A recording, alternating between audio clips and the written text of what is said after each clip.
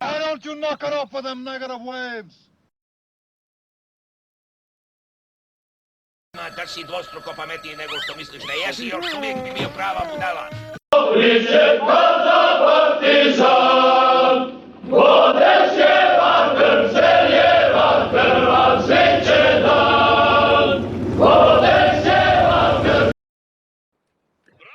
Bitka na Neretvi je definitivno najbolji ratni film proizveden u Jugoslaviji, pa iako nije u vrhu moje top liste najboljih ratnih filmova svih vremena.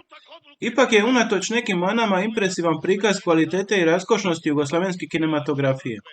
Ovo je ujedno i najgledaniji jugoslavenski naslov, sa 4 milijuna gledatelja sa prostora bivše Juge, te još 350 milijuna u svijetu.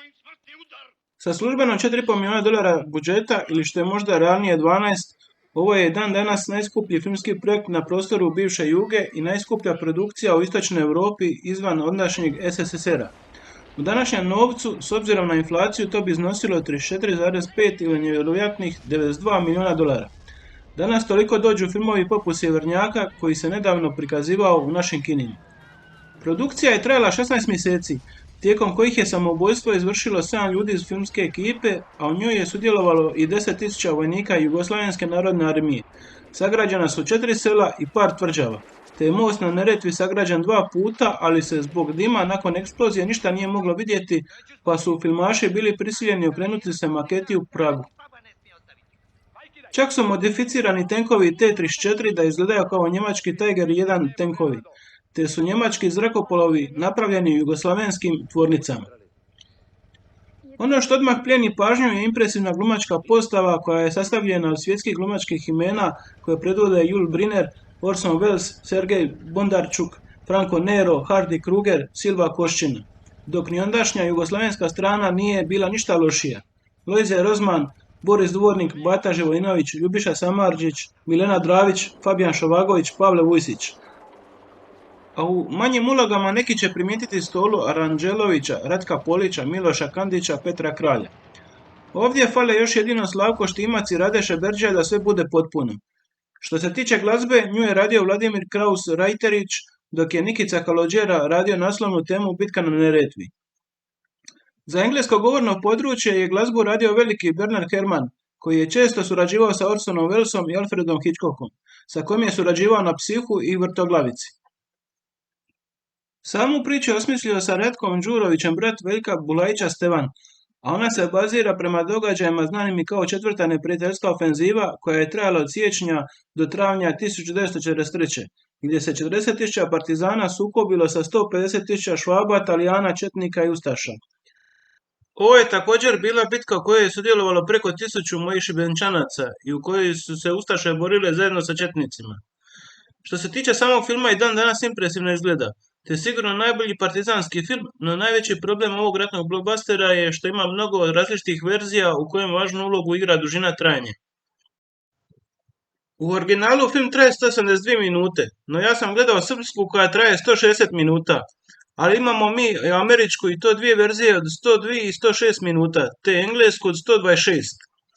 Većina Europe i Australije gledala verziju od 127 minuta, Španjolci imaju svoju od 113 minuta, a Hrvatska i Njemačka, iako se razlikuju po redoslijedu nekih scena, obje traju 142 minute. Ja sam osobno pobornik najduže verzije od 172 minute i nadam se da ćemo jednog dana za jedno 20 do 30 godina ogledati tu verziju na raskošnom Blu-ray izdanju, jer ćemo samo tako moći pohvatati sve one konce tijekom borbe, kao i sigurno dublju karakterizaciju nekih glavnih klikova koji su sigurno u tom dijelu bili vidljivo zakinuti, pogotovo u onim američkim verzijama. Recimo, dosta verzija fali dio gdje Martin odbija povlačenje. Glumački film je izvrstan, no ovdje su jugoslavenski glumci mnogo bolji od stranih, jer su izrazili više emocija.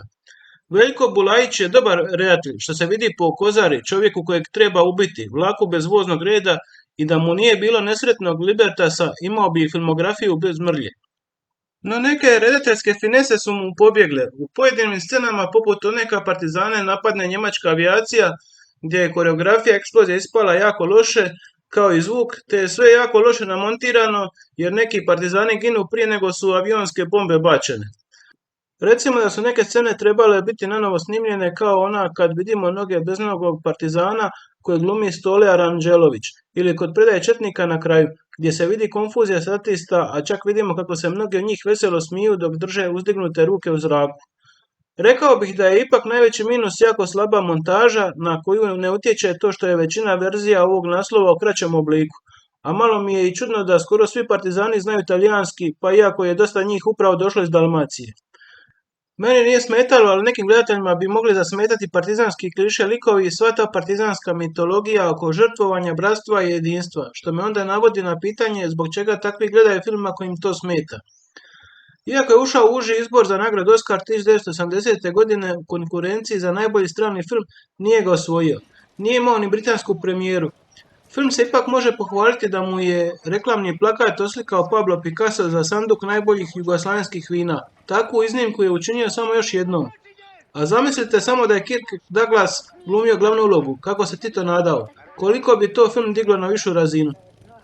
Premijera je bila raskošna i odvijala se u Sarajevu na Dan Republike, to jest 29.11.69. Došli su Sofia Loren i Omar Sharif. Da bi se uživalo u potpunom gledanju trebalo bi barem malo poznavati političke aspekte likova i same radnje. Što reći za kraj?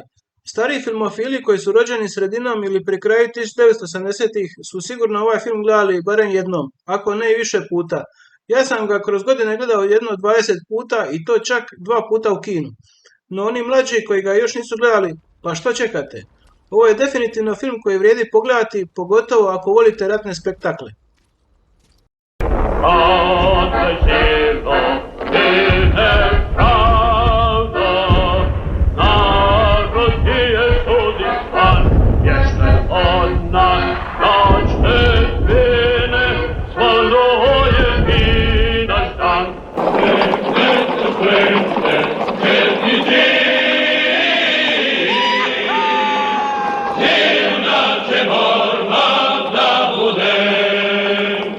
U redu, komadante. Pustimo te priče za moment. Ja hoću da dobijem rat, a ne jednu bitku. Mi ćemo ga jedino dobiti bitkom, a ne bežanjem, borbom do posljednjeg daha. Neka se oni tuku. Ako vam se dopadaju sadržaji koje vidite, odvojite trenutak ili dva pa se pretplatite na kanal.